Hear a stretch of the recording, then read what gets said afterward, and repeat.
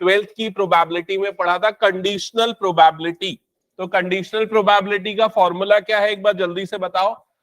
Probability of A given B is equals to probability of A intersection B divided by probability of B. Clear ये चीज, ये formula है। Okay, इसके अलावा joint probability का formula याद होगा। ज्वाइंट प्रोबेबिलिटी का फॉर्मूला है probability of A union B is equals to probability of A plus probability of B in minus probability of A intersection B. ठीक है, अभी जो जो चीजें बता रहा हूं सबके सब याद रखनी पड़ेगी ना। फिर उसके बाद मल्टीप्लीकेशन थ्योरम ऑफ प्रोबेबिलिटी, वो इसको इधर भेज दोगे तो क्या बन जाएगा, probability of A intersection B is equals to probability of A given B into probability of B. ठीक है, यहां तक क्लियर। फिर उसके बाद आते हैं, अब जो पूछ रहा हूं ध्यान से सुनना और आंसर करना। अगर कोई दो इवेंट्स ए और बी म्यूचुअली एक्सक्लूसिव इवेंट्स हैं तो उस सिचुएशन में क्या होता है। तो ए इंटरसेक्शन बी जो होता है वो कैसा सेट बनता है, एक नल सेट। और नल सेट है तो उसकी प्रोबेबिलिटी क्या हो जाएगी, 0। ये कब होगा ऐसा, जब ए और बी कैसे इवेंट्स होंगे, म्यूचुअली एक्सक्लूसिव इवेंट्स। याद रखना, क्वेश्चन आएगा आज इसका, म्यूचुअली एक्सक्लूसिव इवेंट्स। ठीक है, फिर उसके बाद आते हैं इंडिपेंडेंट इवेंट्स में। अगर ए और बी इंडिपेंडेंट इवेंट्स हैं, A and B are independent events, तो क्या होता है, कौन सी सिचुएशन होती है, probability of A given B किसके इक्वल हो जाएगा, प्रोबेबिलिटी ऑफ ए के इक्वल हो जाएगा। इनटू इसमें नहीं होता है, इनटू तब होता है जब probability of A intersection B आता है, तो क्या हो जाएगा, probability of A into probability of B. समझ गए, ये दोनों चीजें तब अप्लाई होती हैं जब ए और बी कैसे इवेंट्स होते हैं, इंडिपेंडेंट इवेंट्स होते हैं। क्या ये क्लियर है सभी को, एक बार कंफर्म कर दो। ओके ओके, ये हो गया यहां तक का स्टेप क्लियर। इसके बाद हाँ, यहां तक ठीक है ना, कोई डाउट तो नहीं। ओके, इसके बाद ध्यान से सुनना, कभी भी अगर ऐसे दो इवेंट्स आए कि ए और बी दो इवेंट है और क्वेश्चन में बोल रहा है find the probability of happening either A और बी, तो इसका मतलब क्या हो गया बताओ, ए और बी मतलब क्या आएगा, किस चीज की प्रोबेबिलिटी निकालनी है आपको, probability of A union B. Clear ये चीज, कभी भी ऐसा बोला probability of A and B, तो क्या हो जाएगा, probability of A intersection B. अगर क्वेश्चन में बोल रहा है प्रोबेबिलिटी ऑफ नॉट ए, तो मतलब ये क्या होगा, प्रोबेबिलिटी ऑफ ए डैश, जो कि कैसे निकलेगा, 1 माइनस प्रोबेबिलिटी ऑफ ए से। क्लियर ये चीज, ठीक है। अब इसके बाद अगर मान लो ऐसा बोल रहा है probability of A but not B, तो इसका क्या मतलब हुआ, probability of A but not B, इसका मतलब होता है probability of A intersection B dash. समझ में आया ये चीज, probability of A intersection B dash, मतलब ए होना चाहिए एंड बी नहीं होना चाहिए, नॉट बी। समझ में आ गया ये चीज। अब ये बताओ इसकी प्रोबेबिलिटी कैसे निकलेगी, कैसे निकालोगे ये प्रोबेबिलिटी, नहीं पता, इधर पे ध्यान दो और समझो। देखो इधर मान लेते हैं यहां पर हमारे पास ये हो गया एक सैंपल स्पेस, ठीक है। इस सैंपल स्पेस में हम दो इवेंट्स ले लेते हैं, पहला इवेंट ए हो गया, दूसरा इवेंट मान लो ये बी हो गया, ये हो गया हमारा इवेंट ए और ये हो गया हमारा इवेंट बी। समझ गए ये चीज। अभी ये बताओ ए बट नॉट बी का मतलब वो कौन सा रीजन है, इस पूरे फिगर में देख के बताओ। जो ये वाला जो आ रहा है ना पूरा, ये वाला पूरा किसको रिप्रेजेंट कर रहा है, ए बट नॉट बी को। समझ में आ गया, ये है ए बट नॉट बी। तो ये कैसे निकलेगा, हम बी में से क्या करेंगे, ये वाले पूरे रीजन को क्या कर देंगे माइनस, और ये जो पूरा रीजन है ये किसको शो कर रहा है, ए इंटरसेक्शन बी को शो कर रहा है। ये है ए इंटरसेक्शन बी। क्लियर सबको ये? तो अगर आपको कभी भी ऐसा निकालना है तो वो निकालने का फॉर्मूला होगा probability of A minus probability of A intersection B. Note कर लेना, ध्यान रखना, इसको डायरेक्ट फॉर्मूला यूज होने वाला है। ठीक है? अगर ये लॉजिक समझ गए तो मुझे ये बताओ, probability of B but not A, B but not A मतलब क्या निकालना पड़ेगा आपको? Probability of B intersection A dash. और वो कैसे निकलेगा? बताओ कैसे निकलेगा? Probability of B minus probability of A intersection B. समझ में आ गया ये चीज? नोट कर लो यहां तक की चीजें। ये सब 11th में आता था इनफैक्ट। ठीक है? और भी कुछ चीजें जो 11th का पार्ट है जो आप लोगों को याद रखना है। मैं उसको एक बार समरी आप लोगों को बता देता हूं। बी डैश का मतलब है नॉट बी। ठीक है?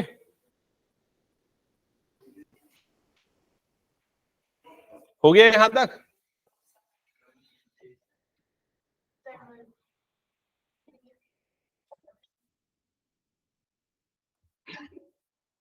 Probability of not A and not B.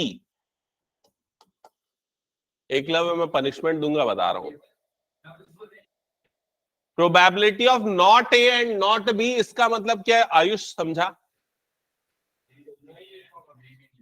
हाँ, तो उसको कैसे लिखेंगे? सेट थ्योरी, इंटरसेक्शन कॉम्प्लीमेंट लगा के बता। हाँ बता। Probability of A dash, not a है मतलब ए डैश इंटरसेक्शन बी डैश। क्या ये सभी समझ गए कैसे बनेगा? अभी क्लास 11th में डी मॉर्गन्स थ्योरम याद है कि नहीं तुम लोगों को? क्या होता था डी मॉर्गन्स थ्योरम? ए डैश इंटरसेक्शन बी डैश को हम लिख सकते हैं ए यूनियन बी का होल डैश। याद आया ये चीज? तो अगर यहां पर मैं डी मॉर्गन्स थ्योरम लगाऊंगा तो ये क्या हो जाएगा? Probability of A union B पूरे का डैश। समझ में आया ये चीज? नहीं। इसको फिर कैसे निकालेंगे? इसको निकालेंगे 1 minus probability of A union B. देख, जैसे कभी भी अपने को नॉट ए की प्रोबेबिलिटी निकालनी तो 1 माइनस प्रोबेबिलिटी ऑफ ए, और अभी अपने को किसके प्रोबेबिलिटी निकालनी? ए यूनियन बी का नॉट है मतलब कॉम्प्लीमेंट है, तो उसके लिए 1 minus probability of A union B. कुछ डाउट शिवांग? क्लियर? ओके, तो ये भी नोट डाउन कर लो। नेक्स्ट लिखना,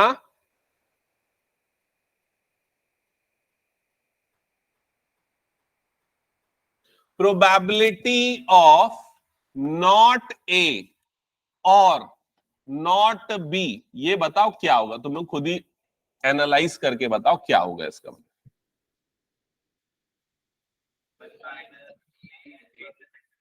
पूरा लिख के बताओ। सबसे पहले कैसे लिखेंगे इसको? Probability of A dash union B dash. फिर उसके बाद कैसे लिखाएगा? Probability of A intersection B का होल डैश। फिर उसके बाद इसको कैसे लिखेंगे? 1 minus probability of A union B. समझ गए सभी ये?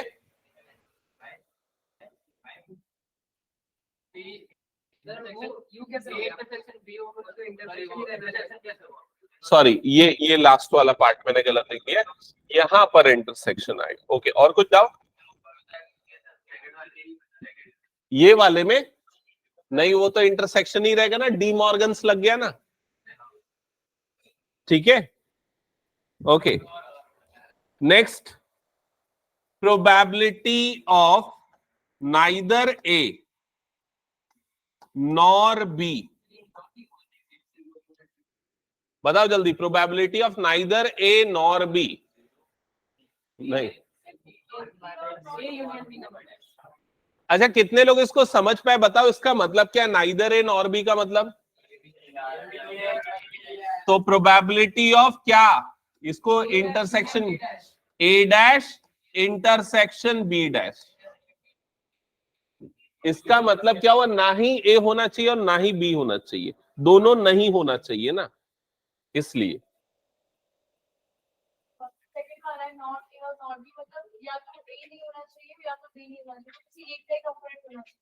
एक सेकेंड ना, नाइदर ए नॉर बी, ये वाला पार्ट, नॉट ए और नॉट बी। हाँ हाँ हाँ, हम्म, ओके, यहां तक हो गया सभी का। नेक्स्ट नेक्स्ट लिखना, एक और मैं पूछ रहा हूं, ये तो सब तो बता दिया लगभग इसके सारे कॉम्बिनेशंस, ठीक है, यही रहेगा बस उसमें, ठीक है। तो हो गया यहां तक सबको क्लियर, आगे तो सॉल्व कर लोगे इसको, ओके। अब इसके बाद आ जाते हैं नेक्स्ट क्वेश्चंस पे। तो कहां तक हमने किया था एक बार चेक करो, क्वेश्चन नंबर 4 तक हो गया था क्या? 5 से करना है क्या? ओके, सो क्वेश्चन नंबर 5 ध्यान देना, क्वेश्चन नंबर 5, और ठीक है छोड़ दो उसको, बाद में लिख लेना। A die marked 1, 2, 3 in red, 4, 5, 6 in green is tossed. तो पहली लाइन सबको समझ में आ गई, एक डायस है जिसमें 1, 2, 3 रेड से लिखा है, 4, 5, 6 ग्रीन से लिखा है। Let A be the event, number is even. तो इवेंट ए क्या बोलता है कि नंबर जो आया है वो क्या है? इवन है। तो ए के एलिमेंट क्या होंगे बताओ देख के। ए के एलिमेंट आएंगे 2, 4, 6। फिर उसके बाद आगे पढ़ो, क्वेश्चन में क्या लिखा है? बी कौन सा इवेंट है कि नंबर क्या है? रेड। तो बी के एलिमेंट क्या आ जाएंगे इसमें? 1, 2, 3। अभी क्या बोल रहा है क्वेश्चन में बताओ, ए और बी कैसे इवेंट्स है, इंडिपेंडेंट है या नहीं, वो चेक करना है। क्लियर? तो कोई भी दो इवेंट इंडिपेंडेंट तब होते हैं जब ये कंडीशन ट्रू होती है। कौन सी condition? Probability of A into probability of B. Clear ये चीज? तो हम यहां पर सबसे पहले निकाल लेते हैं प्रोबेबिलिटी ऑफ ए की वैल्यू। तो प्रोबेबिलिटी ऑफ ए कितना आएगा देख के बताओ। प्रोबेबिलिटी ऑफ ए कैसे निकालेंगे? हाँ, नंबर ऑफ एलिमेंट इन ए जो कि कितना है 3 डिवाइडेड बाय सैंपल स्पेस में 6 आएगा, तो ये आ गया 1/2। प्रोबेबिलिटी ऑफ बी कितना होगा जल्दी देख के बताओ। 3/6 दैट इज सेम 1/2। यहां तक क्लियर सबको? अब इसके बाद हमको क्या निकालना पड़ेगा? A intersection B. तो probability of A intersection B निकालने के लिए पहले हम निकालेंगे ए इंटरसेक्शन बी वाला सेट क्या बनेगा। तो इन दोनों का इंटरसेक्शन लो, क्या आ जाएगा? इन दोनों का इंटरसेक्शन 2 आएगा। तो probability of A intersection B की वैल्यू कितनी होगी? एक एलिमेंट है ना, तो 1, टोटल एलिमेंट कितने हो गए? 6। तो आंसर कितना आ जाएगा? 1/6। क्लियर सबको ये? अब चेक करो कि ये कंडीशन ट्रू हो रही है या नहीं। नहीं हो रही है, तो इसका मतलब ए और बी इंडिपेंडेंट इवेंट्स नहीं है। समझ गए? आप ऐसा लिखोगे, since probability of A intersection B is not equals to probability of A into probability of B, therefore A and B are not independent events. हो गया सभी का? हटा दूं इसको मैं? ओके, नेक्स्ट क्वेश्चन पे आते हैं, question number 6। So question number 6 check करो एक बार क्या लिखा हुआ है। सब पहले पढ़ लो क्वेश्चन को, ये बनाओ तुम लोग। चलो,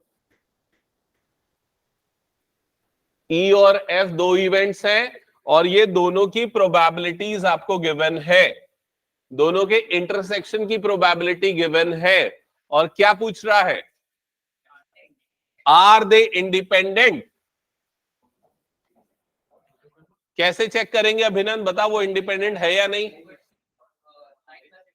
अभिनंदन कैसे चेक करेंगे इंडिपेंडेंट है या नहीं? शिवांग कैसे चेक करेंगे इंडिपेंडेंट है या नहीं? Probability of E intersection F is equals to probability of E into probability of F. अगर ये कंडीशन ट्रू होगी तो ये इंडिपेंडेंट इवेंट्स होंगे। चेक कर लो आ रहा है क्या? नहीं है।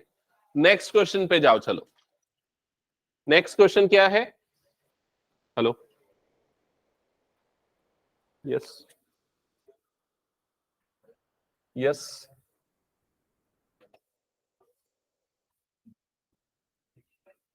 चलो next question, probability of A given है, probability of A union B given है और प्रोबेबिलिटी ऑफ बी की वैल्यू आपको पी गिवन है। और क्वेश्चन में बोल रहा है ये दोनों कैसे इवेंट्स हैं, म्यूचुअली एक्सक्लूसिव इवेंट्स हैं और आपको पी की वैल्यू निकालनी है। तो म्यूचुअली एक्सक्लूसिव इवेंट्स की कंडीशन क्या होती है उन्नति? एक्सक्लूसिव इवेंट्स की कंडीशन क्या होती है? अभी क्लास की स्टार्ट में समरी दिया था।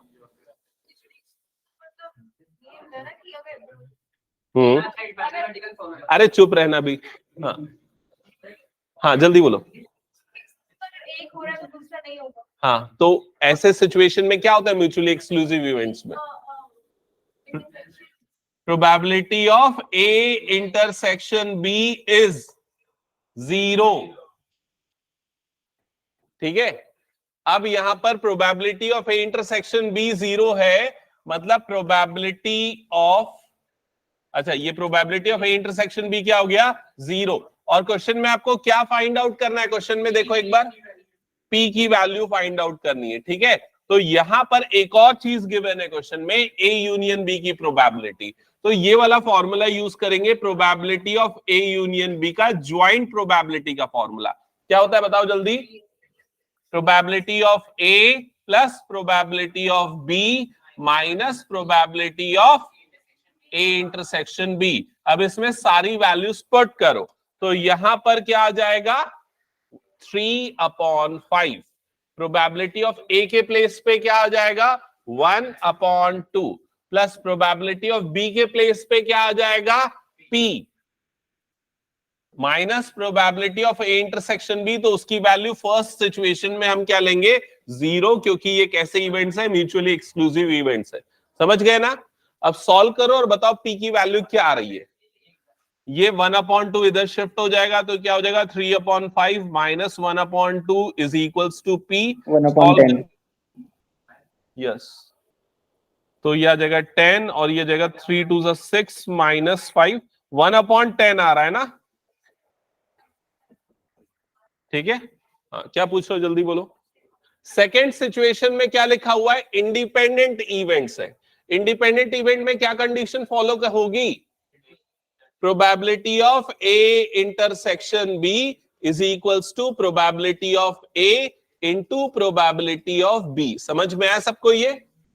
अभी यहां पर प्रोबेबिलिटी ऑफ ए की वैल्यू हमको पता है 1/2 और प्रोबेबिलिटी ऑफ बी की वैल्यू कितनी हो जाएगी? पी।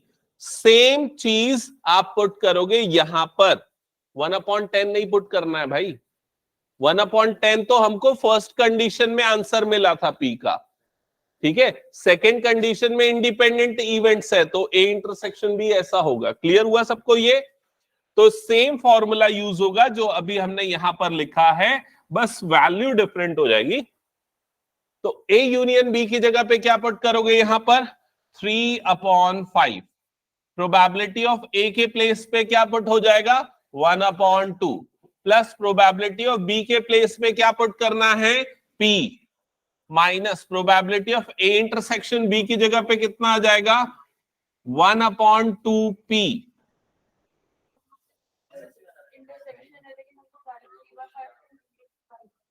कौन सी?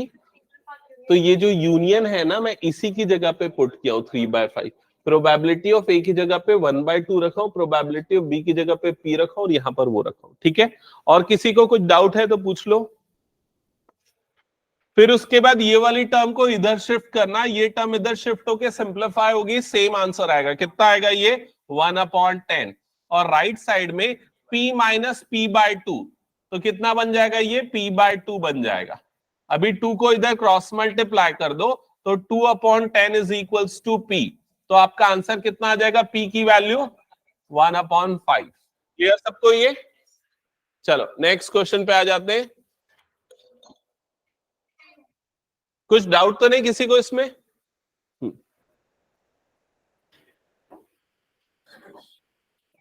हटा दूं ना?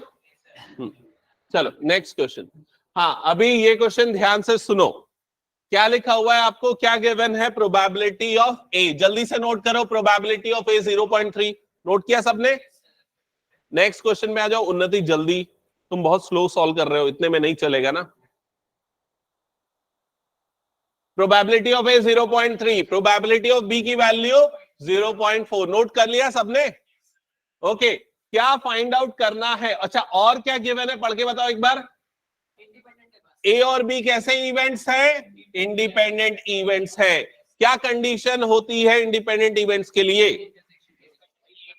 Correct, probability of A intersection B किसके इक्वल हो जाएगा? Probability of A into probability of B के इक्वल हो जाएगा। चलो जल्दी से निकालो ए इंटरसेक्शन बी की वैल्यू 0.12। करेक्ट, तो probability of A intersection B दोनों की वैल्यू यहां पर पुट करेंगे 0.3 into 0.4। So answer is 0.12। First part का आंसर है ये।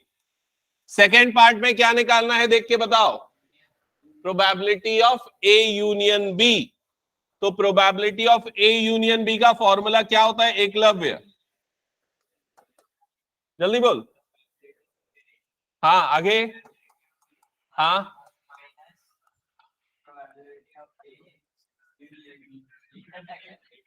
समझ गए? तो इसमें वैल्यू पुट कर दो। प्रोबेबिलिटी ऑफ ए के प्लेस पे 0.3, प्रोबेबिलिटी ऑफ बी के प्लेस पे 0.4 माइनस ए इंटरसेक्शन बी के प्लेस पे 0.12। तो इन दोनों का एडिशन हो जाएगा 0.7 minus 0.12। So the difference will be 0.58। अरे 0.7 में से 0.12 माइनस होगा ना।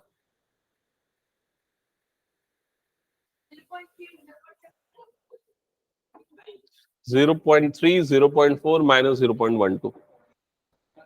ठीक है, कोई डाउट तो नहीं? ओके हाँ, फिर उसके बाद थर्ड पार्ट में बताओ जल्दी क्या होगा। हाँ कैसे निकलेगा गुरलीन, जल्दी बता। गलत जवाब। हाँ बोल चल। गलत जवाब। हाँ और कोई जल्दी बताओ। वेरी गुड, प्रोबेबिलिटी ऑफ ए होगा इसका आंसर। क्यों होगा प्रोबेबिलिटी ऑफ ए? क्योंकि ए और बी कैसे इवेंट्स हैं? Independent events. जब भी इंडिपेंडेंट इवेंट होता है तो गिवन से अपने को कोई मतलब नहीं है, कंडीशनल प्रोबेबिलिटी का कोई सेंस नहीं बनता। सिंपली वो किसके इक्वल आ जाएगा? प्रोबेबिलिटी ऑफ ए के। क्लियर सबको? ये नहीं, आंसर सेम आएगा, लेकिन क्या मतलब फॉर्मूला यूज करके वो सॉल्व करने का। हाँ उसका जवाब गलत नहीं हुआ, लेकिन स्मार्ट वर्क नहीं है वो, वैसा नहीं करना है अपने को। ठीक है okay. Similarly probability of B given है की वैल्यू बताओ जल्दी क्या होगी? 0.4। प्रोबेबिलिटी ऑफ बी के इक्वल आएगा। समझ गए ना सभी ये? ओके हटा दू इसको फिर मैं। चलो नेक्स्ट क्वेश्चन पे आते हैं, इस पे ध्यान देना। अच्छा इधर पे ध्यान दो, अगर कोई दो इवेंट्स, पूछ रहा हूं क्वेश्चन ना, अगर कोई दो इवेंट्स ए और बी इंडिपेंडेंट है तो क्या कंडीशन होती है? Probability of A intersection B is equals to probability of A into probability of B. ऐसा ही होता है। तो ये बताओ, अगर ए और बी इंडिपेंडेंट है तो क्या ए डैश और बी डैश वाले इवेंट्स भी इंडिपेंडेंट होंगे? यस और नो? क्या ऐसा भी ट्रू होगा या नहीं होगा, ये मुझे आंसर करो। Probability of A dash intersection B dash is equals to this. अगर ए और बी इंडिपेंडेंट है तो क्या हम ऐसा लिख सकते हैं क्या? यस और नो? नहीं, कॉम्प्लीमेंट लिया मैंने दोनों का भी। तो बताओ क्या ये ट्रू होगा? यस, ये भी कंडीशन क्या होगी? ट्रू होगी। अगर ए और बी इंडिपेंडेंट है तो उनके कॉम्प्लीमेंट भी आपस में क्या होंगे? इंडिपेंडेंट होंगे। तो ये कंडीशन भी ट्रू होगी। Similarly probability of A dash intersection B, इसको अपन क्या लिख सकते हैं? Probability of A dash into probability of B. समझ में आया क्या बोल रहा हूं मैं? अगर ए और बी इंडिपेंडेंट होंगे तो ये सारे फॉर्म्स जो है उसमें एप्लीकेबल होंगे। अच्छा अब आ जाते हैं क्वेश्चन में। आपको प्रोबेबिलिटी ऑफ ए गिवन है, प्रोबेबिलिटी ऑफ बी गिवन है, ए इंटरसेक्शन बी की प्रोबेबिलिटी गिवन है, ये सब गिवन है। और क्या फाइंड आउट करना है पढ़ के बताओ। प्रोबेबिलिटी ऑफ, हाँ इधर पे देखो Eklavya, not A and not B, कैसे लिखेंगे इसको बताओ? Probability of A dash intersection B dash. Clear ये चीज? तो बताओ probability of A dash intersection B dash को कैसे निकालेंगे? ये वाला मत लगाना ना, ये तभी फॉलो होता है जब ए और बी कैसे इवेंट्स होते हैं, इंडिपेंडेंट इवेंट्स होते हैं। लेकिन इस क्वेश्चन में गिवन है क्या इंडिपेंडेंट इवेंट्स है? वो नहीं गिवन है। तो कैसे निकलेगा ये? कैसे निकाला? इसको लिख सकते हैं probability of A union B का होल कॉम्प्लीमेंट, और फर्दर वो क्या आ जाएगा, 1 minus probability of A union B. समझ में आया ये? और probability of A union B कैसे कैलकुलेट करोगे? हाँ, probability of A plus probability of B minus probability of A intersection B, क्योंकि आपको ये तीनों चीजें पता है। कितना कितना है ये वाला वैल्यू? 1/4 1/2 माइनस 1/8। बताओ कितना आ रहा है? 2 4 6 माइनस 1 5/8 आ रहा है ना। ये वाला वैल्यू आ रहा है 5/8, और ये 5/8 वाली वैल्यू को इधर पे पुट कर देना, तो आंसर, फाइनल आंसर आएगा 3/8। हो गया सबका? ये कुछ डाउट है तो पूछो, समझ में नहीं आया तो अभी पूछो।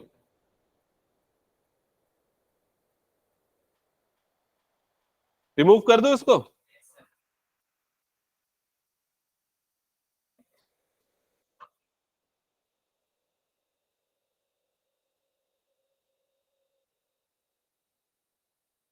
हटा दो ना।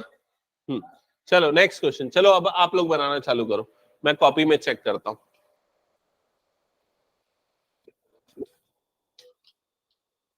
जो समझ में नहीं आ रहा है पूछो, नहीं तो बनाओ। क्या गिवन है? ए और बी दो इवेंट्स है, probability of A probability of B given है, और प्रोबेबिलिटी ऑफ नॉट ए और नॉट बी की वैल्यू भी गिवन है। और क्या चेक करना है हमको? ए और बी कैसे इवेंट्स है, इंडिपेंडेंट है या नहीं, ये चेक करना है। चलो सॉल्व करो। हाँ बता, क्या बोल रहे हैं? पहले ए यूनियन बी निकालना है।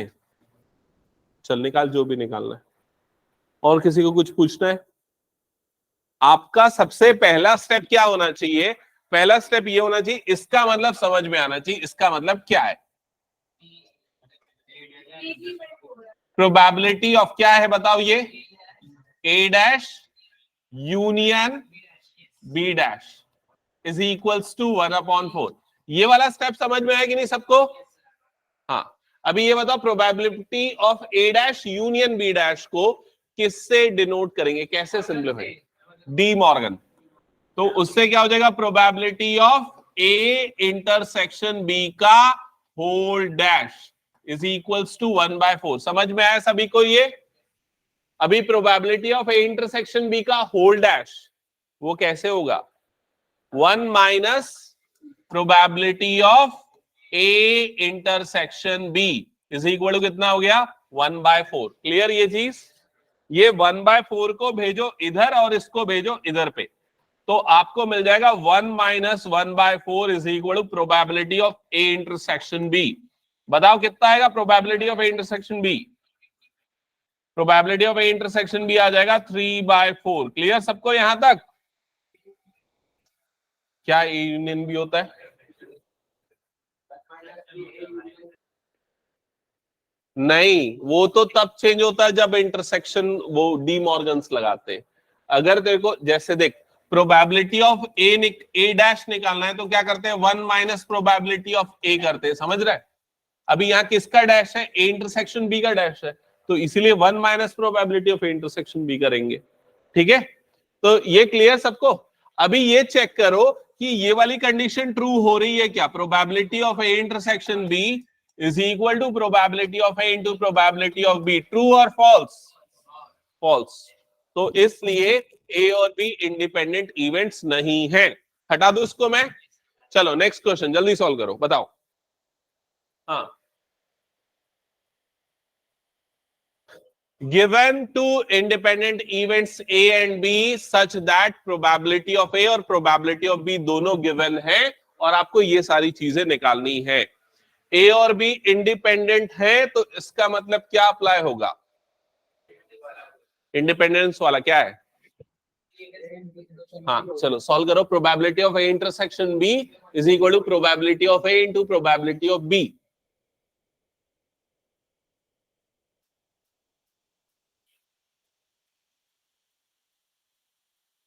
क्या हो गया? ऑनलाइन में सारे बच्चे सॉल्व कर रहे हैं ना? Sujal? Yes sir. Rajesh? Okay.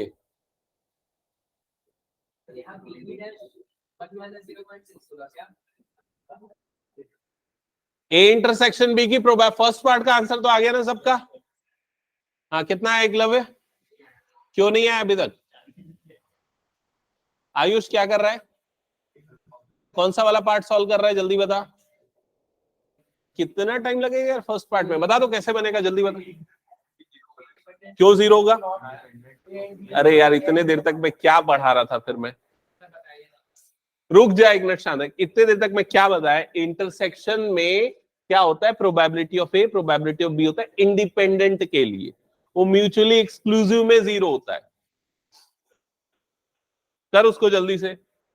गुलिन क्या बना रहा है? फर्स्ट पार्ट बना कि नहीं? क्या है आंसर? 0.18। ठीक है, फर्स्ट पार्ट हो गया सबका। ये 1.8 कैसे आया है? प्रोबेबिलिटी कभी भी 1 से बड़ी होती है क्या? 0.18 है वो। ये भी वही गलती की है फर्स्ट पार्ट का। क्यों? ये एंड का मतलब क्या होता है? एंड का मतलब होता है इंटरसेक्शन। लिखा है ना मैंने, ये यूनियन क्यों लिखा तुमने? तुम सीधा ये मतलब समझो, एंड का मतलब इंटरसेक्शन और का मतलब यूनियन। दिखाओ एक मिनट नोटबुक दिखाओ मुझे। मैंने यहाँ पर स्टार्टिंग में आज की क्लास में लिखा है, क्या लिखा है देखो। और का मतलब क्या लिखा है यहाँ पर? यूनियन लिखा है ना। एंड का मतलब इंटरसेक्शन। तो क्यों वो गलती कर रहे हो? P of A into P of B. क्यों P of A into P of B आएगा? क्योंकि ए और बी कैसे इवेंट्स हैं? इंडिपेंडेंट इवेंट्स है। ठीक है, फर्स्ट पार्ट हुआ सबका। Second part, probability of A and not B. A and not B मतलब क्या निकालना है सेकेंड पार्ट में? हाँ यहां पर हमको निकालना है probability of A intersection, sorry probability of A intersection B dash, ये निकालना है। समझ गए ना? और ये कैसे निकालोगे? Probability of A minus probability of A intersection B. तो प्रोबेबिलिटी ऑफ ए कितना है? 0.3 माइनस, आगे बताओ ए इंटरसेक्शन बी कितना आया था? फर्स्ट पार्ट में है ना 0.18। कितना होगा डिफरेंस? 0.12। आ गया सबका आंसर ये। एक और शॉर्टकट बताऊं इसका, सुनो इधर, इधर ध्यान दो, इधर ध्यान दो सभी।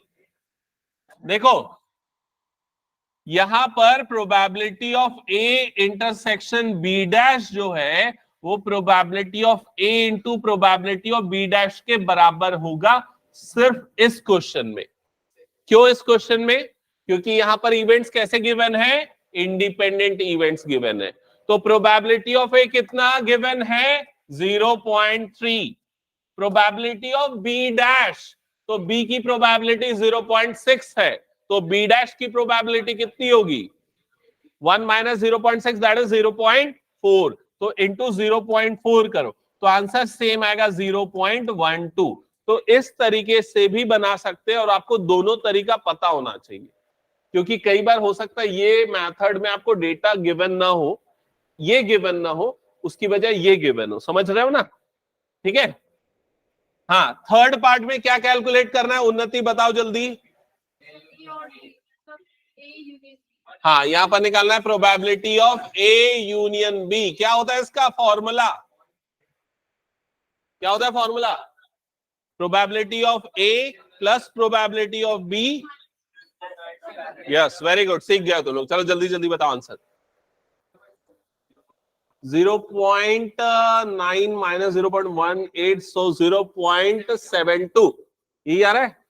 Yes, fourth part.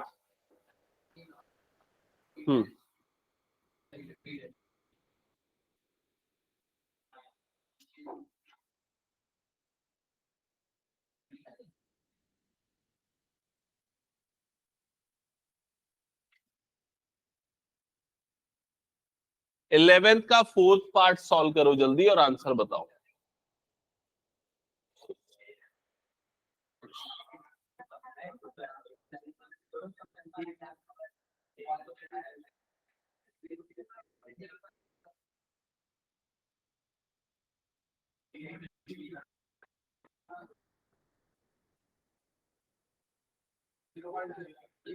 क्या रहा आंसर?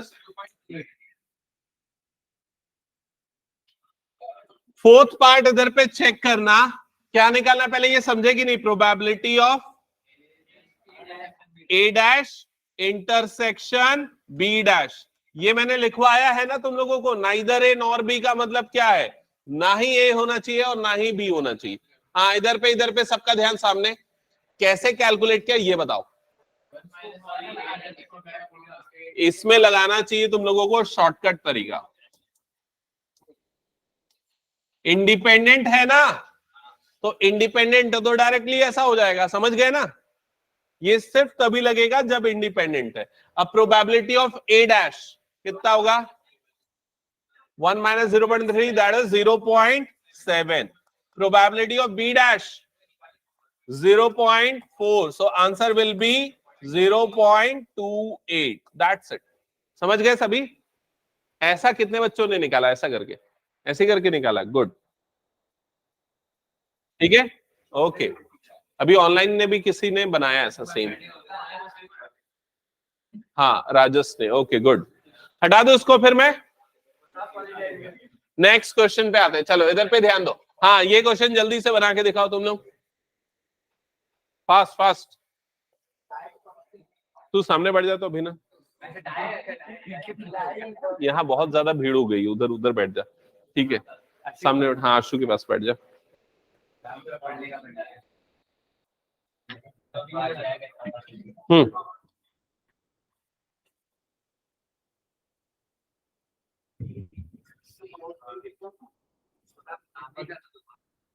बन रहा है क्वेश्चन? हाँ, कैसा?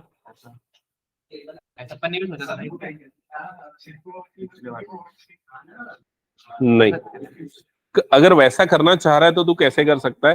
पहले तो तेरे को ऐसा बनाना पड़ेगा, probability of A union B का फुल कॉम्प्लीमेंट। समझा क्या किया मैंने? यहाँ इंडिविजुअल कॉम्प्लीमेंट था, होल कॉम्प्लीमेंट बनाया, और इंटरसेक्शन को किससे बदल दिया? यूनियन से। फिर उसके बाद क्या करेंगे, इसको लिखेंगे 1 minus probability of A union B, ऐसा कर सकते हैं। समझा ना? तो ए यूनियन बी अपन ने पिछले क्वेश्चन में निकाला था ना, क्या आया था ए यूनियन बी? देखो तो, नहीं लिखा हूं क्या मैं? ए यूनियन बी कितना आया था? निकाले थे, वो निकालना था, मैंने लिखा नहीं था, ठीक है। तो फिर उसके जो भी ये निकला था ना इस वाले पार्ट में, ए यूनियन बी तूने निकाला वो 0.72, तो इसमें से 0.72 माइनस कर दे, 0.28, ठीक है। हाँ, ये बना गया किसी का?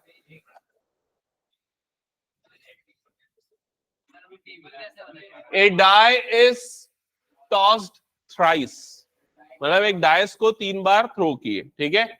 Find the probability of getting an odd number at least once, कम से कम एक बार ऑड नंबर आने की प्रोबेबिलिटी अपने को बतानी है। समझ गए ना ये? हाँ, अभी ये बताओ, नहीं पूरा सैंपल स्पेस नहीं बनाना है, ठीक है।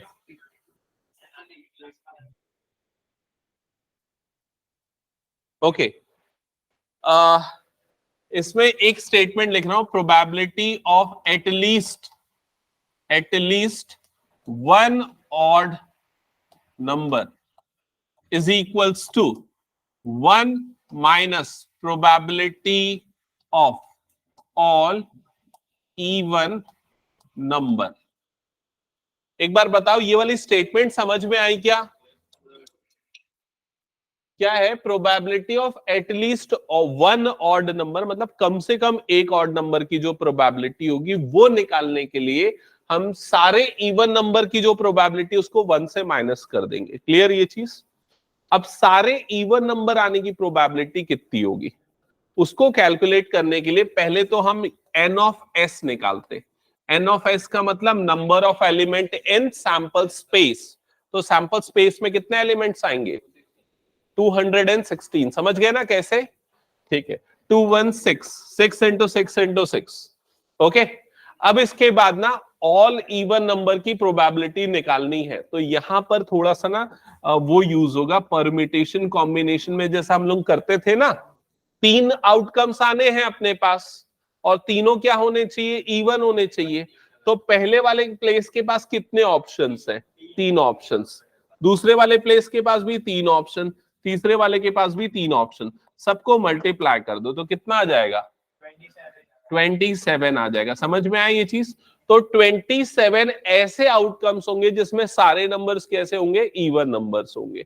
तो इवन नंबर आने की प्रोबेबिलिटी, सारे इवन आने की प्रोबेबिलिटी कितनी हो जाएगी? 27 डिवाइडेड बाय 216। तो 1 में से इस प्रोबेबिलिटी को माइनस कर दो और आपका आंसर आ जाएगा। समझ गए ना? क्या आ रहा है कैलकुलेट करके बताओ।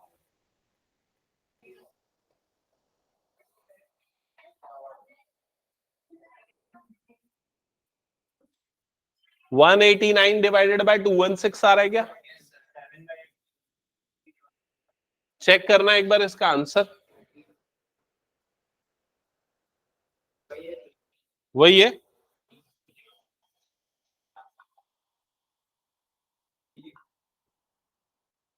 7/8 आएगा सिंप्लीफाई करने पे।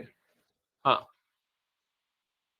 189/216 फर्दर ये डिवाइड हो जाएगा और डिवाइड होने का 7/8 आ जाएगा। ठीक है, हटा दो इसको मैं।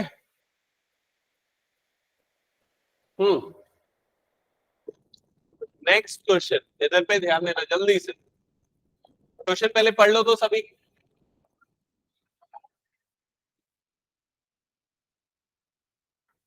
Two balls are drawn at random with replacement from a box containing 10 black and 8 red balls. तो कभी भी ऐसा बॉक्स वाला क्वेश्चन आता है ना, तो एक्चुअली में आप ऐसा बॉक्स बना के लिख दिया करो क्या क्या चीजें। एक बॉक्स है, इसमें कितने 10 ब्लैक है और 8 रेड बॉल्स है। टोटल कितने बॉल्स हो गए यहाँ पर? 18। ये हो गया। ठीक है, अब इसमें बोल रहा find the probability that both are red. तो 2 बॉल्स निकाल रहे हैं विद रिप्लेसमेंट। विद रिप्लेसमेंट लिखा हुआ है ना? हाँ, विद रिप्लेसमेंट। ठीक है, तो विद रिप्लेसमेंट अगर निकाल रहे हैं तो सिचुएशन कैसी होगी, कैसे बनेगा? विद रिप्लेसमेंट मतलब पहला बॉल निकाले, उसको देखे और उसको वापस से उसमें रख दिए। This is what with replacement. हाँ, देखो दोनों रेड। सबसे पहले पहले बॉल का रेड होने का प्रोबेबिलिटी कितना हो जाएगा? 8/18। और उसके बाद वापस से बॉल को उसके अंदर रख चुके, तो फिर से कितने रेड हो गए? 8। टोटल कितने हो गए? 18। और फिर से कितना प्रोबेबिलिटी आ जाएगा? 8/18। और इन दोनों को मल्टीप्लाई कर दो। समझ में? अब इसको लिखना कैसे, अगर वो तरीका सीखना है तो इधर पे ध्यान दो। सबसे पहले इवेंट ए ले लो कि जो हमारी फर्स्ट बॉल है वो क्या है? रेड है। फिर इवेंट बी ले लो, जो हमारी सेकेंड बॉल है वो भी क्या है? रेड है। और आपको किस चीज की प्रोबेबिलिटी निकालनी है? ए एंड बी की प्रोबेबिलिटी निकालनी है, मतलब पहली भी रेड और दूसरी भी रेड। एंड का मतलब क्या होता है? इंटरसेक्शन। तो यहां निकालना है probability of A intersection B. समझ गए? अभी यहां पर ए और बी जो दो इवेंट्स हैं ये इंडिपेंडेंट इवेंट्स हैं। क्यों इंडिपेंडेंट इवेंट्स हैं? क्योंकि पहला एक्सपेरिमेंट परफॉर्म हुआ, वापस बॉल उसमें हमने रख दिया, रिप्लेस कर दिया, तो मतलब फिर से सैंपल स्पेस उतना ही है। तो हर बार प्रोबेबिलिटी सेम होने वाली है। इसलिए probability of A intersection B किसके इक्वल होगा? Probability of A into probability of B के इक्वल होगा। सिंप्लीफाई कर लो, आगे आपका आंसर। समझ गए ना? ये सॉल्व करो, फिर सेकेंड पार्ट देखो क्या है।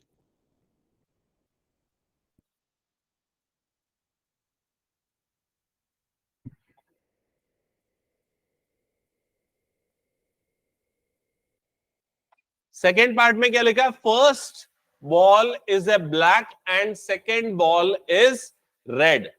पहला बॉल ब्लैक होने की प्रोबेबिलिटी और दूसरा बॉल रेड होने की प्रोबेबिलिटी देखो और बताओ क्या क्या आएगा।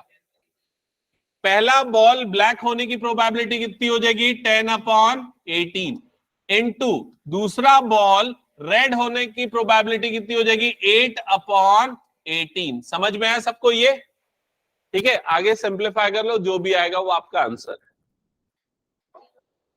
20/81। Last part, one of them is black and other is red. ये थोड़ा सा डिफिकल्ट है ना, और ऐसे क्वेश्चन आएंगे जो ऐसे दिक्कत जाएगा इसमें। समझो, इसमें इसमें ना दो डिफरेंट सिचुएशंस बनेंगी। जैसे तुम लोगों को ना मैं रिकॉल करवाता हूं, परमिटेशन कॉम्बिनेशन जब हम लोग पढ़ते थे तो उसमें कई बार मल्टीप्लाई करते थे, कई बार ऐड करते थे, याद आ रहा है? और कई बार दोनों करना पड़ता था। जब भी ऐसा होता था एटलीस्ट 3 गर्ल्स सेलेक्टेड, तो 1 गर्ल 2 बॉय, 2 गर्ल 1 बॉय, ऐसा कॉम्बिनेशन हम बनाते थे। तो यहां पर भी ना वैसा ही होगा, एक ब्लैक होना चाहिए और एक रेड होना चाहिए। तो इसमें सिचुएशन कैसे बन सकती है कि पहला ब्लैक और दूसरा वाला जो है वो क्या आ जाए, रेड। ऐसा हो सकता है पहला सिचुएशन। या दूसरा सिचुएशन क्या हो सकता है, पहला बॉल रेड हो और दूसरा बॉल क्या हो जाए, यहां पर ब्लैक हो जाए। समझ गए ना? तो पहला ब्लैक निकलना और दूसरा रेड निकलने की प्रोबेबिलिटी कितनी होगी, एक बार देख के बताओ। पहला बॉल ब्लैक और दूसरा बॉल रेड निकलने का प्रोबेबिलिटी कितना होगा, कितना हो जाएगा ये? हाँ, 7। ये कितना हो जाएगा, 1 ब्लैक निकलने का प्रोबेबिलिटी हो जाएगा 10/18 इंटू 8/18 जो पहले आया था। ठीक है, और है तो मतलब यहां पर क्या हो जाएगा, प्लस। पहला रेड और दूसरा ब्लैक निकलने का प्रोबेबिलिटी बताओ क्या होगा। यहां पर क्या हो जाएगा, 8/18 इंटू फिर क्या हो जाएगा, 10/18। सिंप्लीफाई कर दो, जो भी आएगा वो आपका आंसर।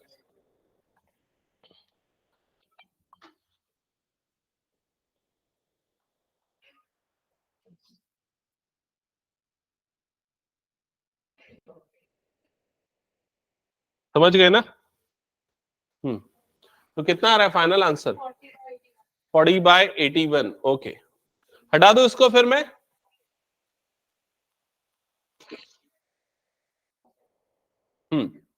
नेक्स्ट क्वेश्चन चेक करो।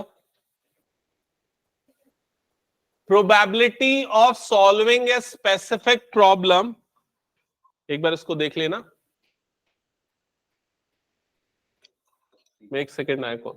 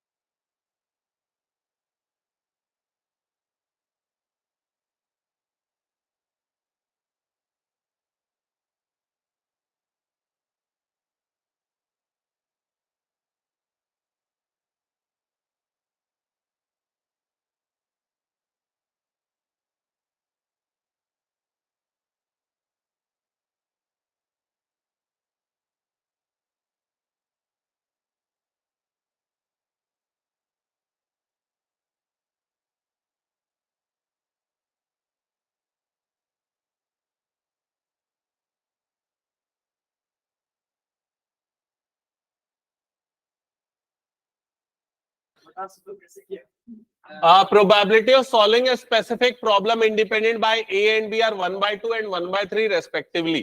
मतलब प्रोबेबिलिटी की A सॉल्व कर लेगा वो कितना है 1/2, प्रोबेबिलिटी की B सॉल्व कर लेगा वो कितना है 1/3. और क्या बोल रहे हैं, if both try to solve the problem independently find the probability that both the problem is solved.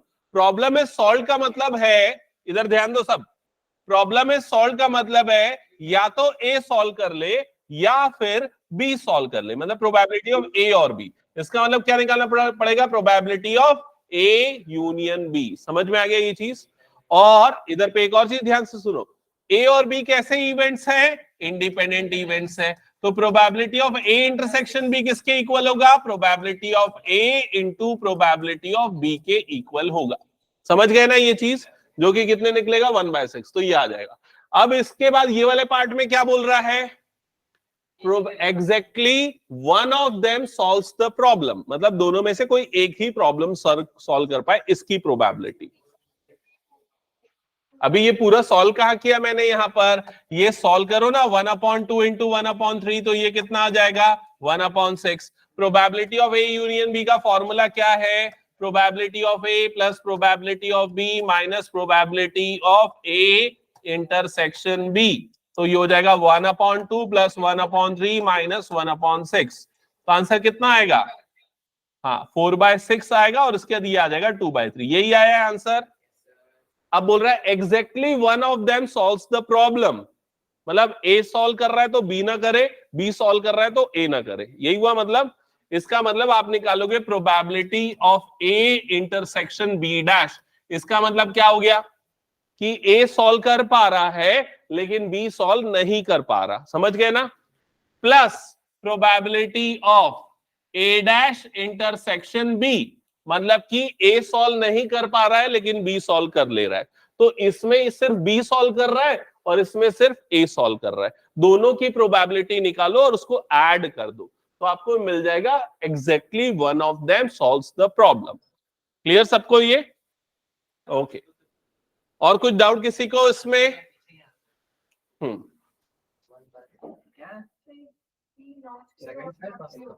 हाँ